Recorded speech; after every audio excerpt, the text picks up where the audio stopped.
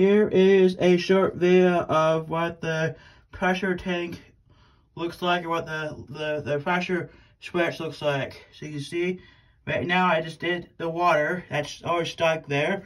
But all you do is take this right here, something on there so you can see it. All I do is flip this guy, like that. And you just go like this, off, this way on.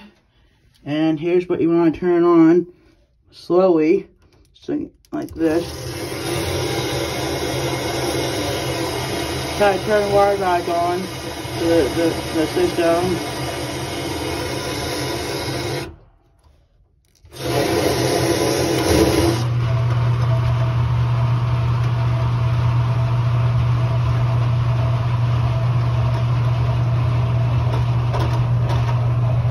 Here's the pressure tank.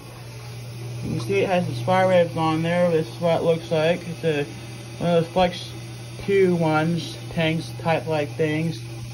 This is how you know it's functioning. You do this. See this right here? I can move this, which means the diaphragm here isn't gone bad. Also, we hear a wire sound. Up in here, it should be half filled air and half water. That means the diaphragm has gone bad. But this one actually here is still functioning, because I already tested it with my thing over here. I'll show you.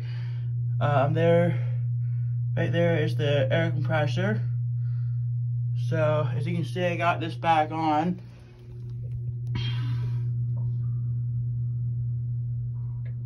And that's what it sounds like when I fire it back up. And I'll show you afterwards that the water is back on. I'll make a video of the water is back on.